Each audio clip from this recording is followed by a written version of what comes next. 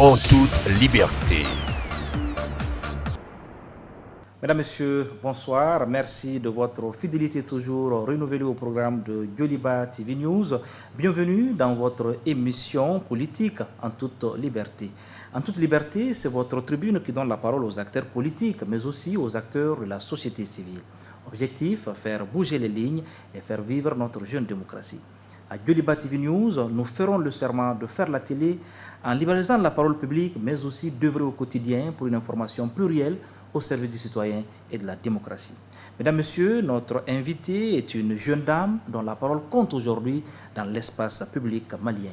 Actrice de la société civile, elle se veut démocrate dans l'âme. Elle a le courage de ses idées. Droite dans ses bottes, elle appelle au respect du délai de la transition. Notre invitée est la directrice exécutive de l'AJICAD Mali, Association des jeunes pour la citoyenneté active et la démocratie. Mesdames, Messieurs, vous l'aurez compris, notre invitée est Madame Mega Adam Duko. Madame Duko, bonsoir. Bonsoir. Merci de répondre à notre invitation. Merci à vous. Je rappelle que vous êtes la première femme invitée de l'émission. Quel est votre état d'esprit ce soir? Wow, je dirais que c'est une grande fierté. C'est une grande fierté, mais je suis très ravie aussi. Et parce qu'il est important que les femmes aussi soient associées au débat public, au débat politique, et que la voix des femmes aussi soit entendue. Donc je suis sûre que je suis la première, je ne suis pas la dernière, et mon souhait est que voilà, cet espace-là soit dominé par les femmes, et que la voix des femmes soit de plus en plus écoutée. On l'espère vivement, hein, on espère vivement qu'avec votre passage, les femmes viendront. Voilà, parce que justement, souvent, on nous fait le reproche de dire qu'on invite des hommes. Souvent aussi, on invite des femmes, sauf qu'elles ne viennent pas. Oui, je pense que de plus en plus, il y a des femmes quand même qui acceptent de participer au débat politique, au débat public. Okay. Et je suis sûre qu'elles viendront. Okay. Ouais. Adam Duko, donc pour le principe de l'émission, je le rappelle très souvent, c'est vraiment un but pédagogique. Et Yoliba TV News, hein, nous sommes à l'international, suivi dans 44 pays. Donc le principe de l'émission voudrait que les téléspectateurs non maliens, c'est-à-dire les téléspectateurs africains et autres, comprennent un peu le parcours, l'évolution de notre invité. Donc nous avons une rubrique, une toute petite rubrique qu'on appelle Sur les traces de l'invité. Des images que vous allez commenter vous-même, voilà, des images qui parlent, des images qui témoignent de votre parcours, de votre engagement. Donc ça c'est le premier, on peut dire que c'est la première étape de l'émission. Et ensuite, hein, nous allons aborder les questions d'actualité et à la fin, nous allons donner la parole au public, aux téléspectateurs directement qui vont vous poser 2 ou 3 questions, voilà, sur votre combat, sur votre vision. Le principe il est bon pour vous, Adam Duko? Oui, c'est parfait. Ok. Donc, Adam Duko, je rappelle très brièvement que vous êtes originaire de la région de Mopti, donc dans le centre du pays. Vous êtes la directrice exécutive de AJICAD Mali. AJICAD Mali, je l'ai rappelé tout de suite, c'est une association, l'association des jeunes pour la citoyenneté active et la démocratie. Et puis, vous êtes titulaire d'une maîtrise en droit des affaires, aussi, je vois, technique de communication, vous devez aussi avoir des éléments de langage dans la matière. Donc, vous intervenez très régulièrement sur les questions de citoyenneté, de démocratie, les questions de bonne gouvernance. Le genre aussi, hein, c'est un peu votre terrain de prédilection. Oui. Donc, voici un peu brièvement pour les téléspectateurs, hein, le parcours. Est-ce que vous avez des choses à ajouter à ce niveau sur votre parcours, Adam Duko? Je pense que c'est bien résumé. Ok.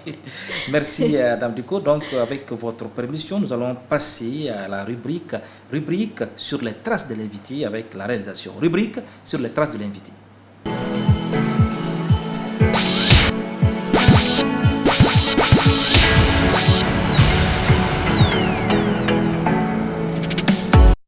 Adam, c'était là le générique sur les traces de l'invité. Donc, nous allons regarder avec la réalisation une première image, une première photo que vous allez commenter vous-même. Parti. Adam, on voit une image, un homme et une fillette. C'est qui la fillette? C'est qui l'homme qui est derrière? Alors ça c'est moi, et l'homme qui est derrière c'est mon père. C'est mon père. Je pense que j'avais quoi? Je devrais avoir peut-être 6-7 ans maximum. Et là c'est mon père. Donc on était devant sa boutique.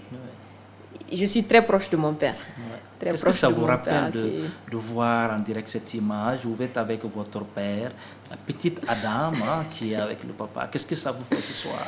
C'est beaucoup d'émotions. C'est vraiment beaucoup, beaucoup d'émotions. Déjà, cette image me rappelle mon enfance. Et ça me rappelle peut-être souvent des moments difficiles pour mon père, mais qui a toujours su être là pour nous, qui nous a inculqué vraiment ces notions d'humilité, ces notions de patience, des notions de résilience. C'est vraiment mon meilleur ami, en fait. C'est mon meilleur ami. Je me rappelle, les autres enfants partaient jouer. Et moi, je préférais être avec lui. Parce que je n'aimais pas perdre, en fait. Dans les jeux, je ne voulais pas du tout perdre. Dès que je perds une fois, je commence à pleurer. Donc, finalement, j'ai arrêté de jouer avec les enfants. Je m'assois à côté de lui. Il faisait le thé. Et il m'a appris à faire le thé. Il m'a appris à faire les monnaies. Parce que peut-être il y a des gens qui venaient acheter. Ils amènent 1000 francs pour quelque chose de 50 francs. Et ils me donnaient l'argent pour que j'aille faire la monnaie. Donc, dès mon enfance, il m'a quand même pris à la négociation, tout ce qui est les notions de négociation, okay, la concession, mais aussi la patience. Ouais. L'occupe une grande place dans votre vie, certainement. Oui. Non, cette image, c'est beaucoup d'émotions. Ok, beaucoup d'émotions. Donc, nous allons regarder la 10e image. Adam, on voit une dame, une jeune fille qui écrit. Voilà, c'est qui la dame? La jeune fille, je veux dire. Alors là, ça c'est moi. Ça c'est moi, ça c'était dans mes tout débuts. Je crois que cette photo, elle date de 2008 ou 2009 maximum. Ça c'était à Dakar. C'était lors d'une rencontre dont je représentais le Mali. Et c'était mon premier voyage à l'extérieur. Et ça n'a pas du tout été facile parce que mon père n'était pas du tout d'accord. Il a fallu qu'il y ait une délégation qui parle. À l'époque, vous avez quel âge déjà? Je crois que je devrais avoir peut-être 15 ans, je crois. Donc du coup, il a fallu une délégation qui parle le voir pour le négocier, pour qu'il accepte. Et tous les jours, il m'appelait. C'est-à-dire chaque matin, chaque midi, le soir, il voulait s'assurer. Est-ce que tu as mangé? Est-ce que ça se passe bien et tout? Et j'étais la plus jeune lors de la rencontre. J'étais la plus jeune. Et je me rappelle, on m'appelait la Malienne. Tellement que j'étais jeune, mais j'avais tellement d'énergie et tout. À chaque fois qu'il y avait quelque chose, je voulais intervenir, je voulais faire entendre ma voix. Je voulais toujours rappeler que voilà, il y a une Malienne qui est là. J'étais la plus jeune, mais après, c'est moi qui ai été désignée pour porter la voix de l'ensemble des jeunes qui participaient à la rencontre. C'était vraiment bien. Je pense que cette rencontre ou ce voyage a carrément changé la trajectoire de ma vie, au fait. C'était ma toute première participation à une rencontre internationale au nom des jeunes. D'ailleurs, je n'étais pas jeune, j'étais enfant, mais je participais quand même à cette rencontre qui concernait les jeunes.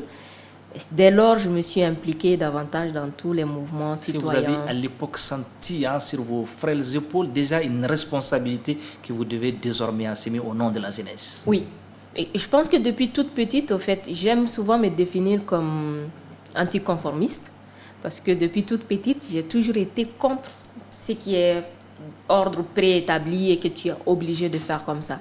Je me rappelle quand on me demandait de laver les ustensiles de cuisine et qu'on disait à mon cousin d'aller chercher de l'eau, je posais toujours la question pourquoi pas moi d'aller chercher de l'eau et lui laver les ustensiles de cuisine. Ou à l'école quand on demandait de désigner le responsable de classe, je disais mais pourquoi pas la responsable de classe. Donc j'ai toujours été un peu... Est-ce que Adam était une rebelle, non?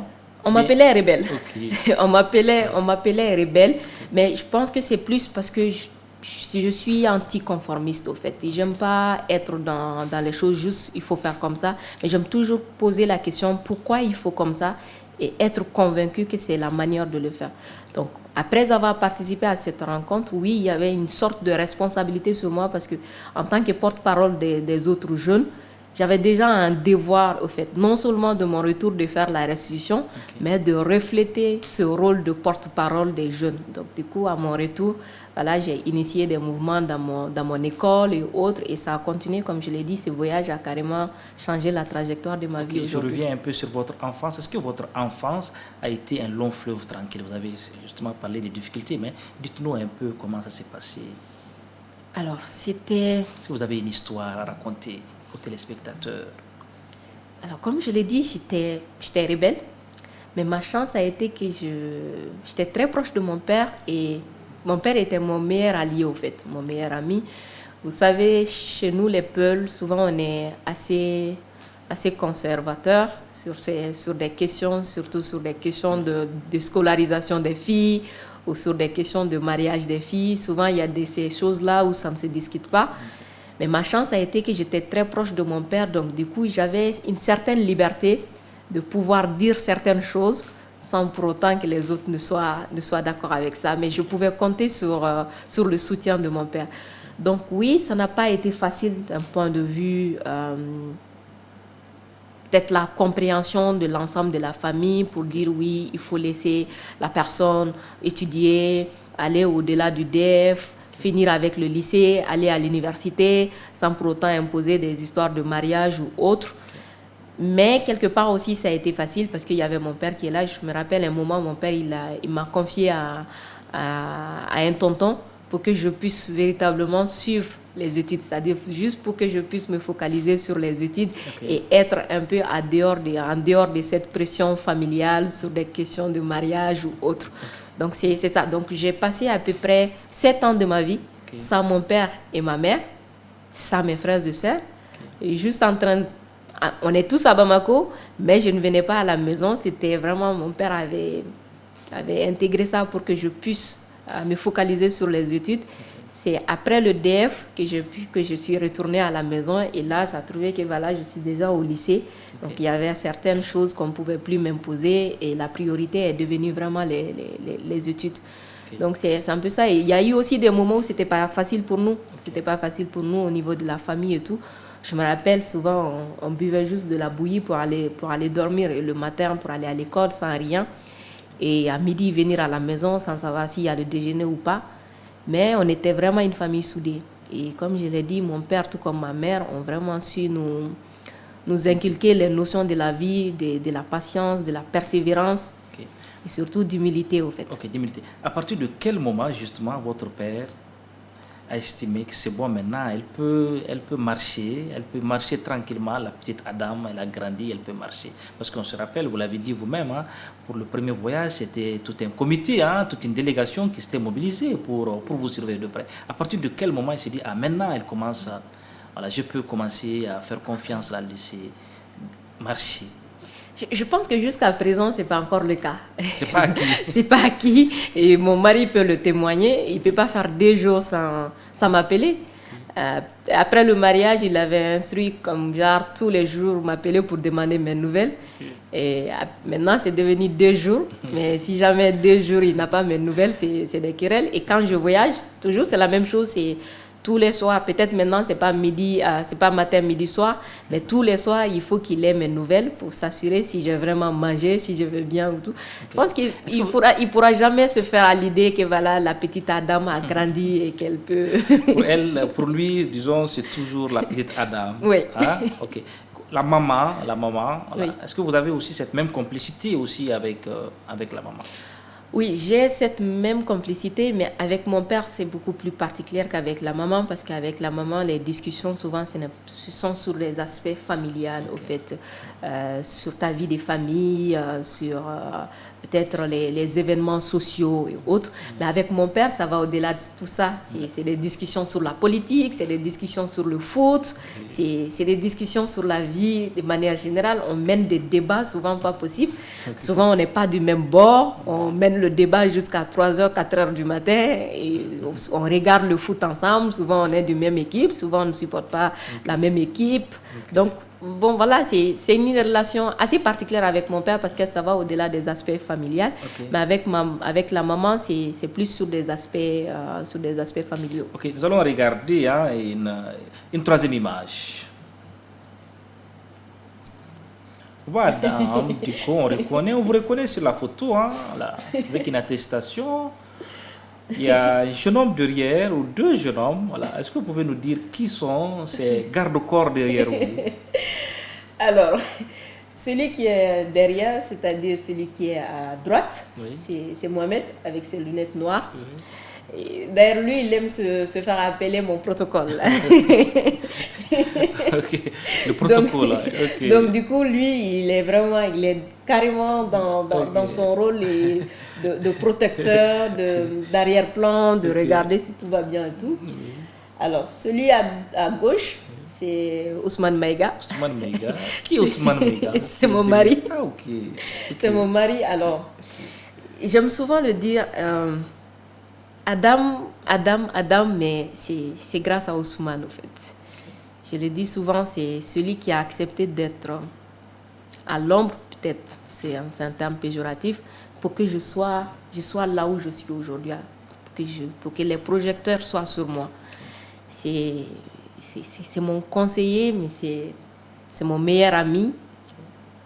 Il a toujours été là pour moi, en fait. Il a toujours été là pour moi, un soutien inconditionnel.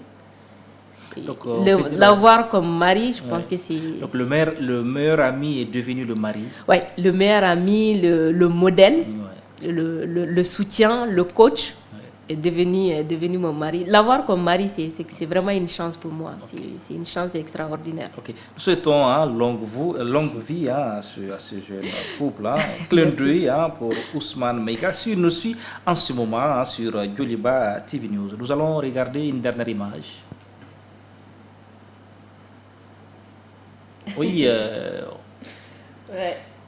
contexte de l'image, on vous reconnaît sur cette photo, Adam. Il y a deux hommes en turban.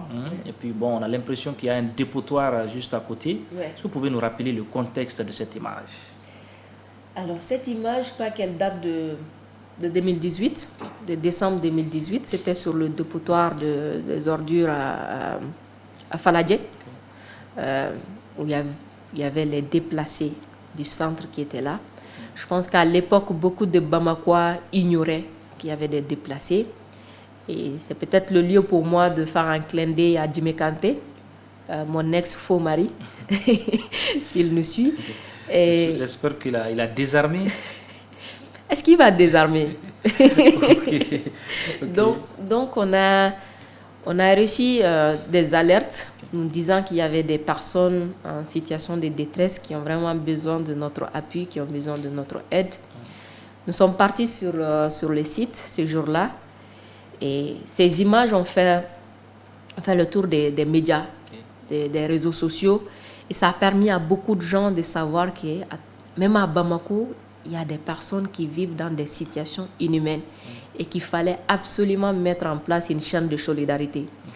Et ces images nous ont permis de mettre en place cette scène de solidarité que nous avons appelée à l'époque Batrou Inagoto, parce que c'était vraiment des déplacés de Ogosago, de Bankas, de Koro, où la plupart c'était dû à des conflits intercommunautaires ou d'autres genres de conflits.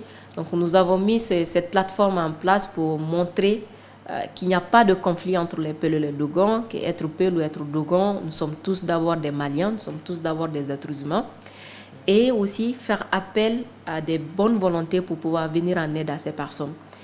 Et la deuxième action, c'était de mener des actions d'influence politique, de l'interpellation, du plaidoyer, parce que c'est ça notre véritable rôle en tant que société civile.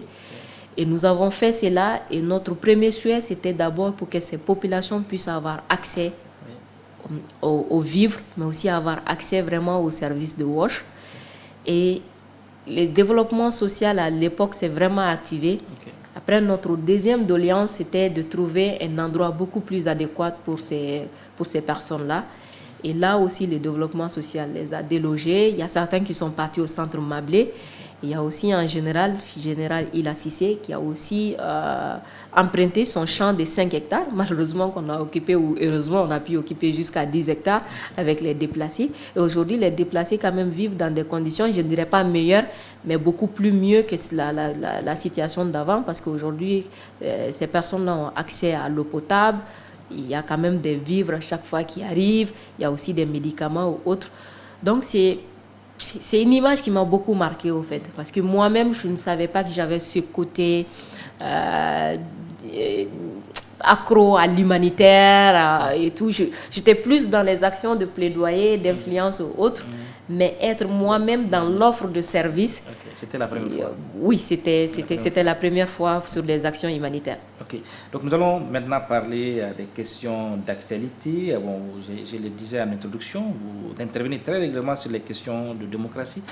La démocratie malienne a 30 ans, 30 ans après, pour vous, quel est votre regard justement sur la démocratie malienne? Bon, je pense que le regard sur la démocratie malienne 30 ans après, c'est des militaires qui sont au pouvoir. Donc ça montre déjà, je ne dirais pas l'échec de notre démocratie, mais ça montre déjà qu'on n'a pas encore eu notre départ sur la démocratie. Vous savez, quand on parle de démocratie, il y a des principes. Et l'un de ces principes, c'est d'abord la séparation de pouvoir. Après la séparation de pouvoir, c'est l'état de droit. Après ça, c'est les élections transparentes, crédibles et participatives. Donc, quand on regarde notre démocratie, je ne pense pas qu'il y ait de ces principes-là auxquels on peut dire, là, on a pu le faire. La démocratie, pour moi, c'est un processus.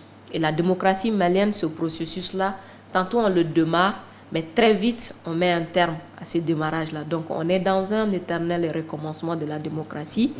Et 30 ans après, aujourd'hui, il est temps pour nous de faire le bilan de cette démocratie, mais aussi d'accepter que notre démocratie, elle est très jeune. Elle est très jeune parce que 30 ans de pratique démocratique, on peut dire que ce n'est rien, mais surtout d'accepter que la démocratie, c'est des principes et que si nous acceptons d'aller vers la démocratie, nous devrons accepter ces principes. C'est dire que nous ne pouvons pas acheter un bœuf, l'appeler un mouton, même si on verse là-dessus de la peinture blanche, c'est-à-dire accepter la démocratie avec ses principes et se donner les mains pour aller vers ça. Et surtout, c'est dire que la démocratie, c'est quelque chose qu'on entretient. Ce n'est pas une fin en soi. Ce n'est pas genre, ah oui, le système démocratique est là, c'est bon. Non, la démocratie, ça s'entretient. C'est quelque chose qu'il faut utiliser, mais c'est quelque chose qu'il faut entretenir. Et c'est quelque chose dont chaque acteur a un rôle à jouer. Et quand l'un des acteurs ne joue pas son rôle, il n'y aura pas d'équilibre. Et quand il n'y a pas d'équilibre, il sera très difficile de pouvoir faire marcher la machine. Ok, c'est très difficile de faire marcher la machine. Et vous êtes, je l'avais dit aussi, vous êtes une actrice de la société civile. En principe, la société civile a un rôle de contre-pouvoir. Vous jouez un rôle de contre-pouvoir ou vous êtes contre le pouvoir? Est-ce que vous faites la différence, contre-pouvoir ou contre le pouvoir? Je pense que cette question revient à chaque fois. Est-ce que vous êtes contre le pouvoir? Pourquoi vous n'aimez pas le pouvoir? Pourquoi vous n'aimez pas les autorités? Pourquoi vous détestez les autorités? Ça arrive chaque fois. Nous, notre rôle, c'est le contre-pouvoir. Ce n'est pas contre le pouvoir, non du tout. Notre rôle en tant qu'acteur, en tant qu'actrice de la société civile, c'est de veiller à ce que les politiques et les programmes prennent en compte les préoccupations et les besoins des citoyens. Il est important qu'on comprenne que dans la démocratie, la société civile ne constitue pas une fan club. C'est-à-dire pour dire, bon voilà, on va chanter les louanges de tel ou tel. Non, la société civile n'est pas là pour aimer le pouvoir. La société civile n'est pas là pour détester le pouvoir. La société civile est là pour faire valoir les préoccupations des citoyens. La société civile est là pour jouer son rôle afin que l'équilibre de la démocratie puisse marcher. S'il n'y a pas la société civile, les politiques ne pourront pas véritablement faire leur boulot. La société civile est là pour rappeler aux politiques leurs engagements, les rappeler les engagements qu'ils ont pris, les rappeler les préoccupations des citoyens, les rappeler la nécessité de passer à l'action. C'est ça notre rôle en tant que société civile. Et ce sont ces actions qui nous poussent à faire le contre-pouvoir, c'est-à-dire à ne pas être dans le pouvoir. Voilà pourquoi il est difficile aujourd'hui que la société civile puisse avoir un pied dans la politique et un pied dans la société civile, parce qu'on devient comme juge et partie. Okay. Donc nous devrons rester dans notre rôle de société civile, c'est-à-dire nous ne sommes pas à la recherche des marchés publics, nous ne sommes pas à la recherche de l'électorat, nous ne sommes pas à la recherche des places politiques, mais nous sommes là pour rappeler aux politiques ce qu'ils doivent faire. Donc, il est important que ça soit... Est-ce que ça, c'est très clair pour vous? Est-ce que c'est même un principe pour vous au niveau de la JICAD? Je pense que c'est ça le principe de la JICAD. Voilà parce pourquoi que c'est souvent... disait qu'avant la chute de IBK, que Adam Ducos serait peut-être ministre dans le gouvernement, que voilà, il y avait un poste ministériel qui était réservé à Adam avant la chute de IBK. Est-ce que vous confirmez ce soir? Non, du tout. C'est ce qui expliquait peut-être un peu le silence que vous avez observé pendant toute la lutte du M5 RFP. Du tout. Au fait, s'il y a eu des acteurs beaucoup plus farouches contre le régime d'IBK, je pense qu'on dirait que c'est à JICAD. Il y a eu des choses que le régime d'IBK a initiées même contre AJICAD. Au fait, les défenseurs du IBK aussi en son temps demandaient pourquoi l'AJICAD est contre le régime d'IBK, pourquoi vous n'aimez pas IBK. D'ailleurs, il est important de savoir que ce n'est pas une histoire d'amour. C'est-à-dire, on n'est pas là pour aimer les autorités, on n'est pas là pour avoir de l'amour pour les autorités. Ce qui nous lie avec les autorités, c'est un contrat social. C'est un contrat social et ce contrat, c'est nous, on doit jouer notre partition en tant que société civile, mais aussi en tant que citoyens, en respectant les règles de la société, en nous acquittant de nos devoirs, en payant nos taxes et impôts. Et de retour, les autorités doivent aussi remplir leur part du contrat social. Donc c'est ça qui nous lie. Ce n'est pas une histoire d'amour, ce n'est pas autre chose. Okay. Maintenant, avec le régime d'IBK, on a dénoncé... Il n'y avait pas eu de proposition de poste? C'est un procès d'intention? Non. Vous n'avez jamais appris ça? Non, du tout. C'est la première fois que vous l'apprenez? Oui, c'est la première fois qu'il y avait un poste ministériel pour Adam. Non, du tout. Je pense que peut-être ça, c'est des S'il était à prendre ce poste-là? Non, je ne suis pas intéressée. Ok. Mais quel est justement votre regard, ou quel a été votre regard sur l'action du M5 RFP, mouvement du 5 juin, Rassemblement des forces patriotiques? On a vu qu'il y avait un mouvement qui convergeait place de l'indépendance pour demander la bonne gouvernance, une gouvernance vertueuse. Comment de loin, est-ce que vous avez participé et comment? Oui, alors nous n'avons pas participé à la marche du M5. Et d'ailleurs, j'ai dit Dieu merci, parce que depuis le départ, on n'était pas très d'accord avec le principe qui était de demander la démission. Nous étions de ceux-là qui ont quand même dénoncé la gouvernance des IBK jusqu'à sa chute, parce que c'était une gouvernance désastreuse. Mais nous ne sommes pas de ceux-là qui vont demander la démission d'un président démocratiquement élu. Les élections, c'est l'occasion pour les citoyens de sanctionner, en fait, de sanctionner les politiques qui ne font pas bien leur travail. Au-delà de ça, demander la démission, on a demandé, mais après la démission, qu'est-ce qui va se passer? Nous avions à l'époque exprimé nos inquiétudes par rapport à un saut vers l'inconnu. Aujourd'hui, on demande la démission d'IBK. Si IBK démissionne, c'est quoi le plan? Qu'est-ce qui viendra après la démission de IBK? Est-ce qu'aujourd'hui, le problème, c'est IBK? Nous l'avons dit, tout comme en 2013, on l'a rappelé, résumer tout le problème du Mali en 2013 au seul problème de Kidal, que c'était une erreur. Résumer tout le problème du Mali à dire, bon, c'est une seule personne qui peut le régler, c'était une erreur. En 2020 également, on l'a dit, en 2019-2020, et résumer tout le problème du Mali à la personne de IBK, dire c'est IBK qui est synonyme de problème, son départ sera synonyme de solution, c'est peut-être vendre quelque chose aux Maliens qui n'est pas vrai. Parce que IBK va partir, mais les problèmes vont rester, les problèmes vont persister. Le M5 avait le pouvoir de changer le système. Le M5 avait ce pouvoir-là. On pouvait changer le système sans pour autant changer l'homme. Parce que le problème, ce n'est pas l'homme en tant que tel. Le problème, c'est le système. Et nous l'avons dit, même par rapport à la Cour constitutionnelle, nous allons faire partir Manassa, on va amener quelqu'un d'autre, il fera pire que Manassa. Parce que le problème, ce n'est pas la personne. Le problème, c'est les pouvoirs que la personne a. Et ce sont ces pouvoirs-là maintenant qu'il faut diminuer. Et non pas la personne. Vous allez enlever IBK, vous allez vous amener Bandao. On va dire la même chose, on va dire que Bandao, il est incapable. Vous allez enlever Bandao, vous allez amener quelqu'un d'autre, on va dire la même chose parce que c'est le système qui n'est pas bien. Et je l'ai même un peu caricaturé, j'ai dit le papier qui est devant le prêtre ou l'imam, si le papier comporte des erreurs, quel que soit l'imam que vous allez venir, s'il est chargé de lire ces papiers-là, il va commettre des erreurs. Okay. Il faut maintenant accepter que le papier comporte des erreurs et corriger ces erreurs-là. Ne pas se dire que le problème, c'est seulement l'imam qui lit mal ou le prêtre qui lit mal. Le problème, c'est aussi peut-être le papier qui est devant. Donc, c'est là où on n'était pas très d'accord avec la lutte du M5, qui était de demander la démission sans pour autant proposer qu'est-ce qui se fera après. Je pense que c'est ce saut dans l'inconnu qui nous a mis dans la situation. Donc, Ibeka est tombé en 12 août 2020, 18 août 2021, un an après la chute du président Ibeka. Pour vous, pour entamer les questions sur la transition, qu'est-ce qui a changé un an après la chute du président Ibeka? Bon, ce qui a changé, c'est que les dirigeants ont changé, les dirigeants du pays ont changé. Ce n'est plus Ibeka qui est là, c'est d'autres personnes qui sont là. C'est le grand changement, peut-être, c'est le plus grand changement fondamental que je vois. Mais en dehors de ça, la situation, si je prends par secteur, le secteur sécuritaire, je ne vois pas le changement, à part dire que l'insécurité c'est aggravé jusqu'à atterrir dans la grande mosquée de Bamako. Si on prend les aspects socio-économiques, je ne vois pas de grands changements, à part le retrait de certains investisseurs compte tenu de l'instabilité politique, mais aussi sécuritaire. Si on regarde la grogne sociale, oui, l'INTM est revenu à la charge, mais après on voit le problème avec les enseignants ou autres. Donc je ne vois pas de grands changements en tant que tel. En fait. Je ne vois pas aujourd'hui un secteur où on peut regarder, bon, à part peut-être la justice, qui commence à nous redonner quand même espoir. On espère que ce n'est pas juste des règlements de compte, que c'est vraiment une justice indépendante, une justice tant souhaitée pour les Maliens.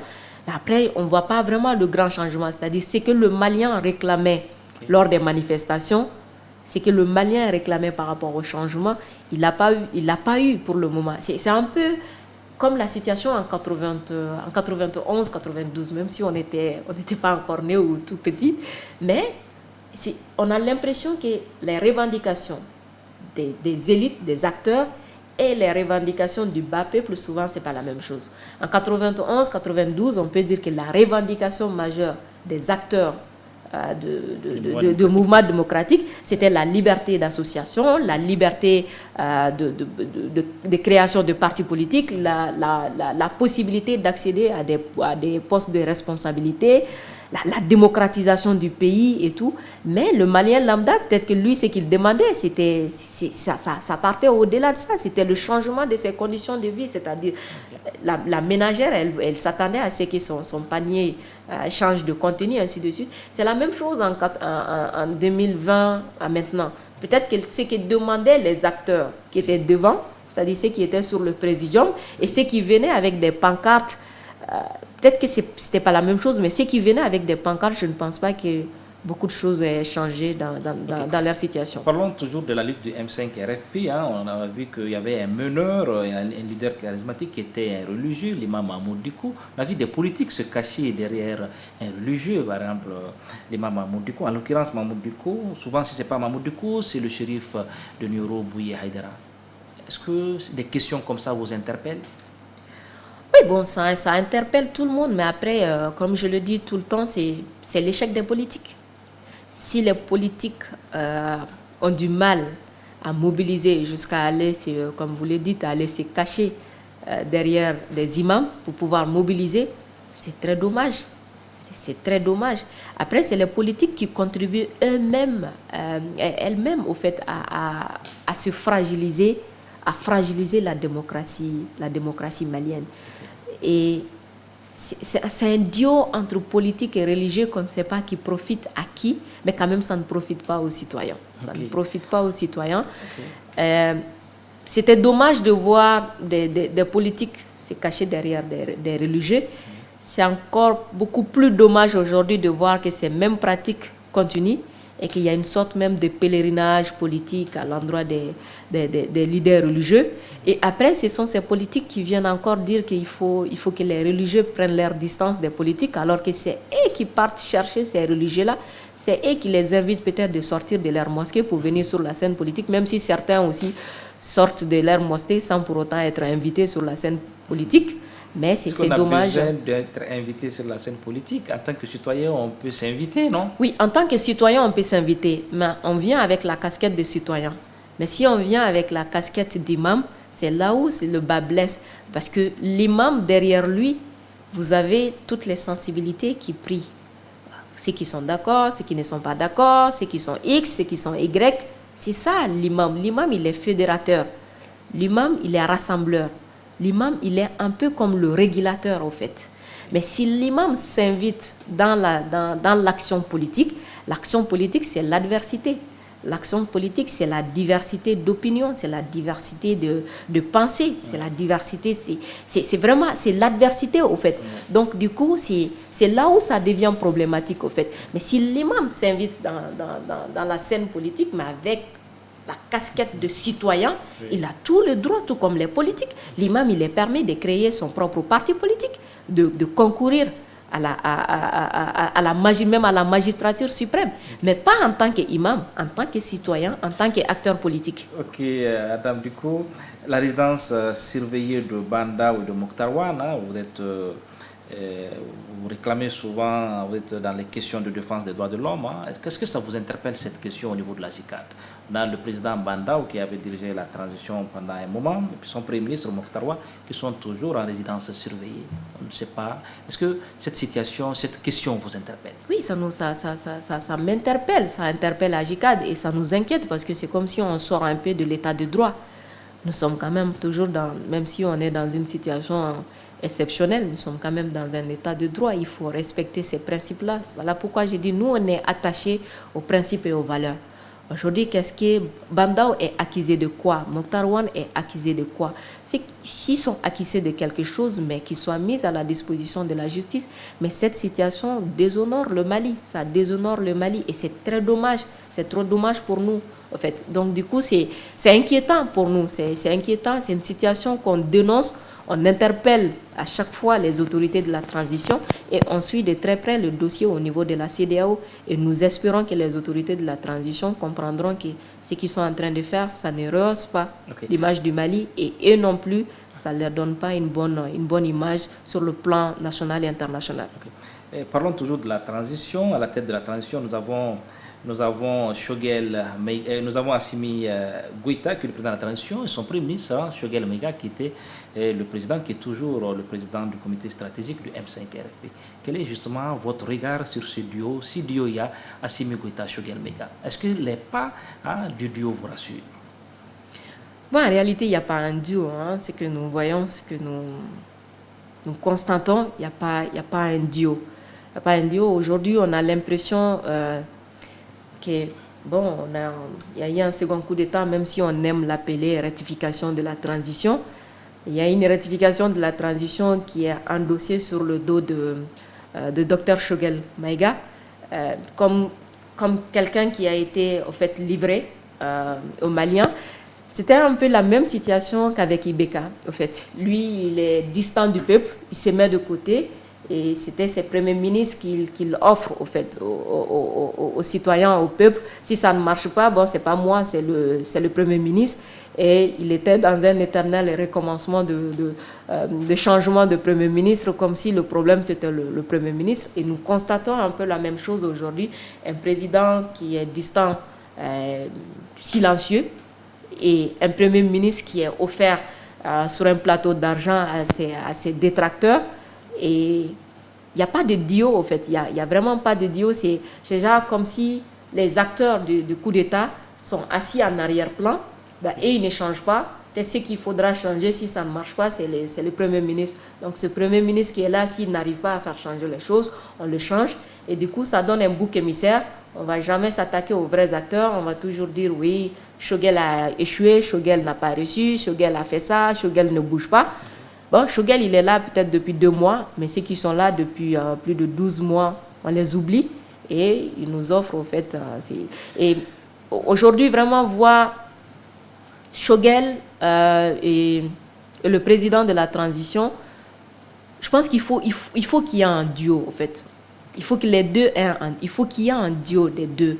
Mais tant qu'on a l'impression qu'il y a quelqu'un qui est livré, et quelqu'un qui est assis en arrière-plan, bon, si ça ne marche pas, on va le changer, on va amener quelqu'un d'autre. C'est votre opinion, votre vision à vous. Est-ce que justement c'est comme ça que ça se passe?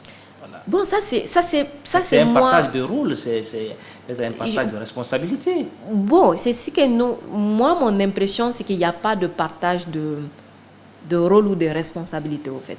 On a l'impression que les rôles et les responsabilités appartiennent à quelqu'un qui est en arrière-plan. Et Choguel, il est livré au fait. Il est livré et il faut un duo. Il faut un duo pour que nous puissions sortir de cette situation. Adam, nous allons maintenant passer à la rubrique, questions directes. Ce sont des téléspectateurs, qui vont poser des questions et après vous allez répondre. Rubrique questions directes.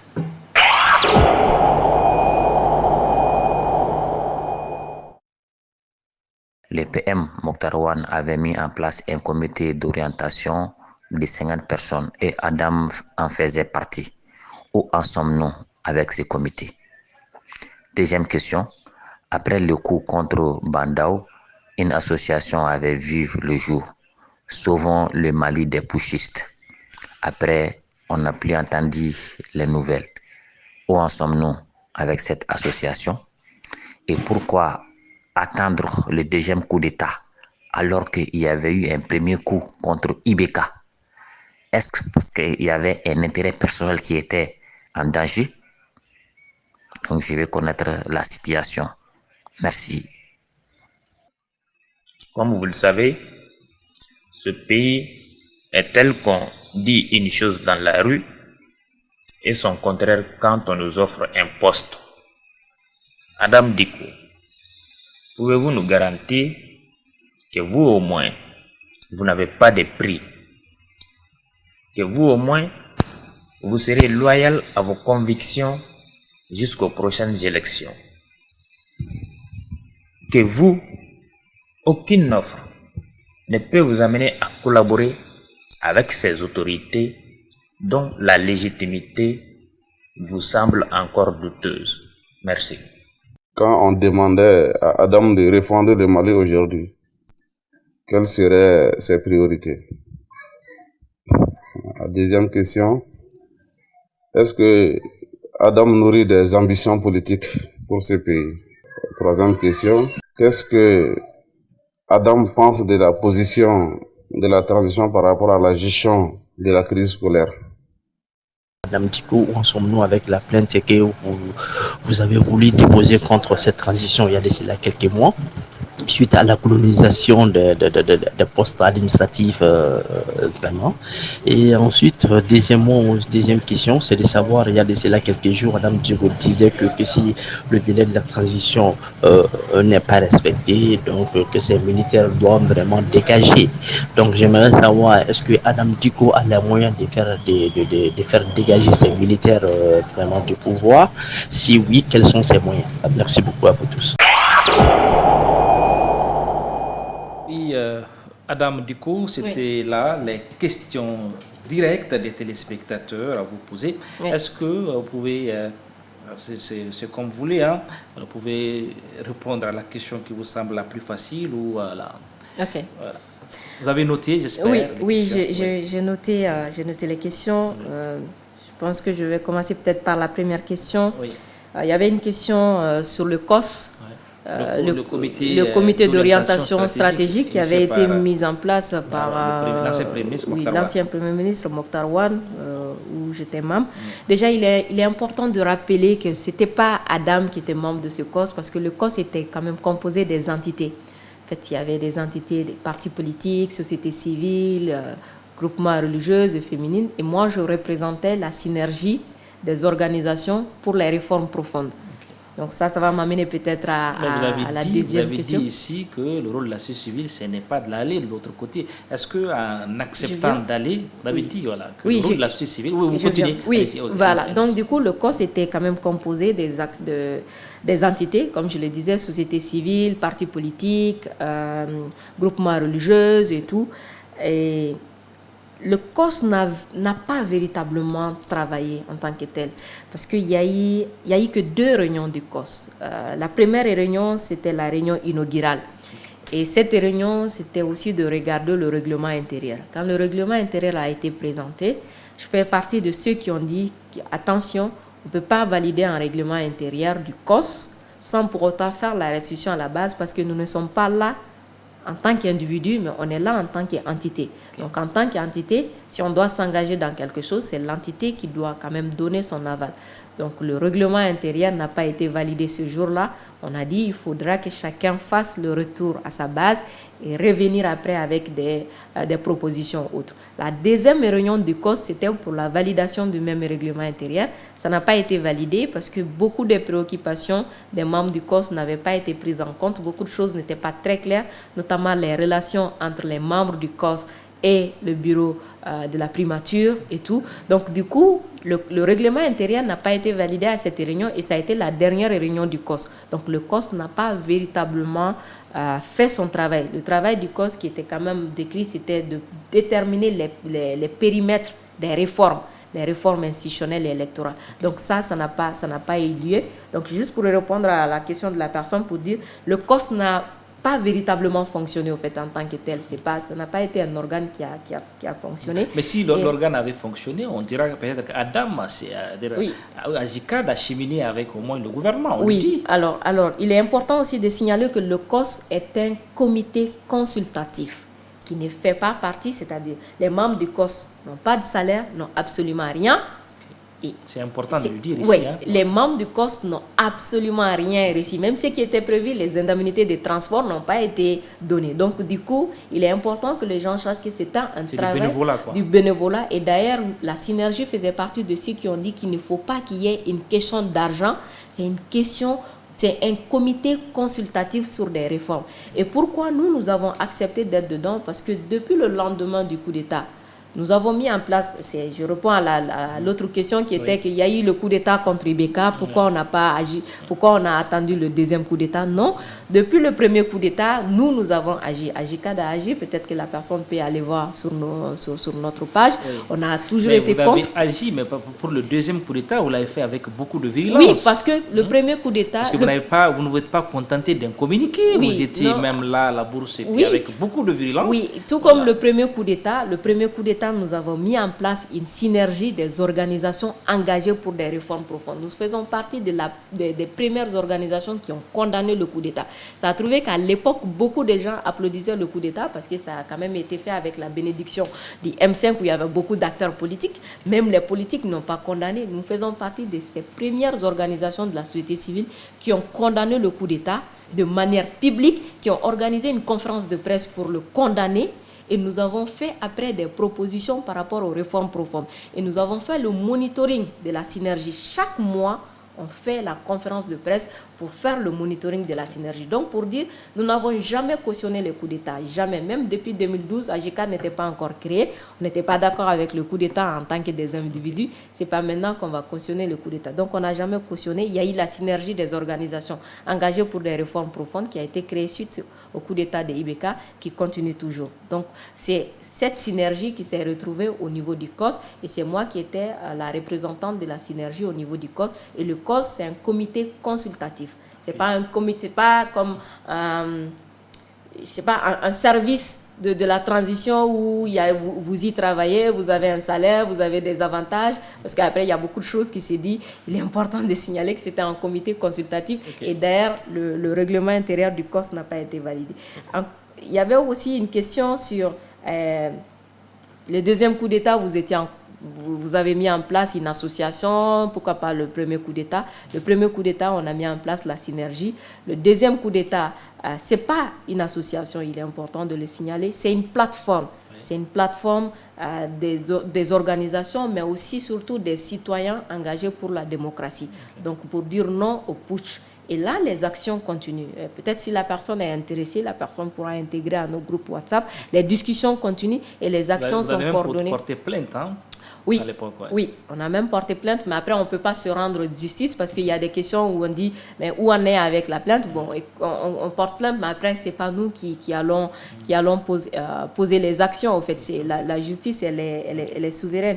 Après on dit tout le monde a un prix. Est-ce qu'Adam a un prix? Est-ce qu'Adam va rester loyal à ses convictions? Oui, jusque là, oui, je suis quand même très attachée à mes principes. Et je pense qu'aujourd'hui, c'est ce qui me retient dans ce que je fais. Mes principes et l'optimisme que j'ai. Et c'est extrêmement important dans le travail que je fais. Voilà pourquoi nous faisons partie de cette société civile qui dit qu'il faut faire attention. On ne peut pas avoir un pied dans la politique et un pied dans la société civile. Parce qu'après, c'est comme être juge et parti, se contrôler soi-même. Donc, je suis quand même attachée à ces principes de société civile, rester dans mon cadre de société civile, mais tout en mettant vraiment des actes, posant des actes concrets, non seulement par rapport au contrôle citoyen, mais aussi par rapport à l'éveil de conscience. Et ça, ce travail-là, on va le continuer, qui n'a pas commencé aujourd'hui et qui ne va pas s'arrêter aujourd'hui. Okay. Alors, est-ce qu'Adam a des ambitions politiques? Peut-être que le futur nous le dira, on ne sait pas. Alors, c'est vrai, on dit qu'il faut respecter le délai. Est-ce que si le délai n'est pas respecté, Adam a des moyens de faire dégager les militaires? Je ne pense pas que j'ai des moyens de dégager les militaires autrement qu'à pas les rappeler leurs engagements, à contribuer à l'éveil de conscience. Et il est important de comprendre aujourd'hui qu'il n'y a pas, en fait, il n'y a pas une sorte d'adversité entre nous et les militaires. D'ailleurs, nous avons beaucoup de respect pour les militaires, mais nous en avons très peu pour les putschistes, parce que c'est aussi une question de principe. Et rappeler aujourd'hui les délais de la transition, ce n'est pas pour dire que le plus important pour nous, c'est que vous dégagez. Le plus important pour nous, c'est qu'on passe à l'action. Il est important et le délai pour nous est synonyme de passer à l'action. Le délai pour nous est synonyme de stabilité. Le délai pour nous est synonyme de retour à l'ordre constitutionnel qui est quand même primordial aujourd'hui pour le retour du Mali dans les nations, dans le concert des nations. Donc, oui, est-ce que je pense qu'aujourd'hui, même ce débat du délai, c'est dommage parce qu'on devrait plus être dans d'autres choses, c'est-à-dire le bilan, dans d'autres choses pour dire telle réforme est prioritaire, oui, ça ce n'est pas prioritaire, l'organe unique de gestion est fonctionnel, pas fonctionnel. Mais si on est dans les questions de délai à 6 mois des élections, ça veut dire que peut-être rien n'a été fait, c'est-à-dire on manque de sujets de discussion et on s'accroche à cela. Et c'est ce qui est dommage. Et pour nous, c'est un sujet qui nous permet vraiment de pousser les autorités à passer à l'action. Ok. Si Adam doit refonder, si vous devez refonder le Mali, quels seraient vos sentiers prioritaires? C'était question, c'est une question des citoyens. Oui. Alors, il y avait même une question à trait à cela, notamment par rapport à l'éducation. Je pense que les sentiers prioritaires pour moi, ça va être d'abord l'éducation. Vous savez, la base de toute nation développée, c'est l'éducation. C'est l'éducation. Donc, le sentier prioritaire aujourd'hui, c'est l'éducation. L'éducation de qualité, l'éducation compétitive, l'éducation qui permettra vraiment aux Maliens de pouvoir compétir avec d'autres nations, mais aussi de pouvoir nous affirmer en tant que Maliens et de nous retrouver dans notre pays. En plus de l'éducation, oui, la sécurité. Le contexte l'oblige aujourd'hui que la sécurité est vraiment un sujet assez fondamental pour notre pays. Et en plus de ça, les autres questions, c'est les questions d'accès aux services essentiels. Les services essentiels, pour moi, c'est la santé, c'est l'éducation, c'est l'eau, l'hygiène. C'est extrêmement important parce que le Malien lambda aujourd'hui, il peine à avoir de l'eau. Okay. Le Malien lambda aujourd'hui, les Maliens de Tombouctou, de Gao sont coupés de Bamako. On a l'impression qu'il y a deux Mali. Faites un clin d'œil à Gao, apparemment. Oui, bon, je suis profondément attachée. Ce n'est pas lié aux Maïgas qui se retrouvent, qui sont à Gao? Non, du tout, du tout. Quand je dis Maïga, ça vous dit quelque chose? Oui, ça veut dire quelque chose, ça me parle de mon mari, mais mon mari, il est plus de mon petit, donc... Mais je suis vraiment très profondément attachée à ces valeurs-là, dignité, à ces valeurs de république, parce que à Bamako, peut-être souvent, on a des revendications de luxe, mais les populations à l'intérieur ont des revendications vitales, au fait. Okay. Adam Dicko, nous sommes pratiquement à la fin de l'émission. Une femme présidente de la République du Mali. Vous y croyez, Adam Dicko? J'y crois.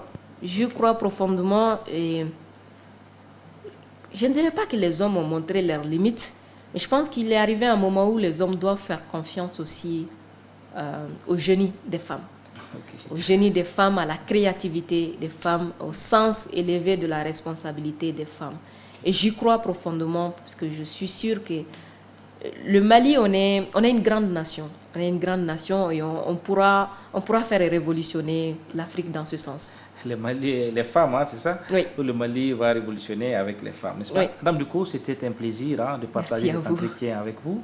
Ah, ça va vite, hein? 1 heure de temps déjà. Merci d'être là. Merci à vous. Et vous avez le sourire pour vous, l'avenir du Mali, le radieux?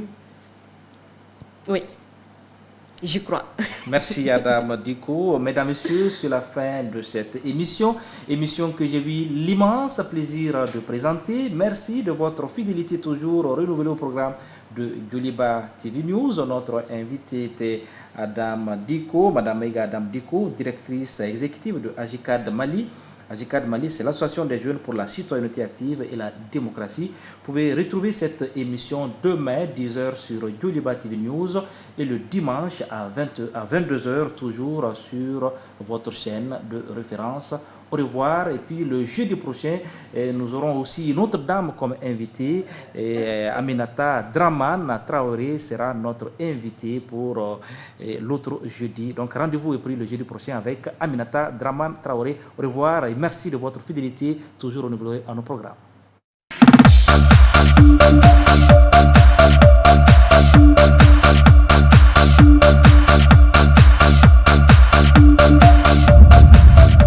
En toute liberté.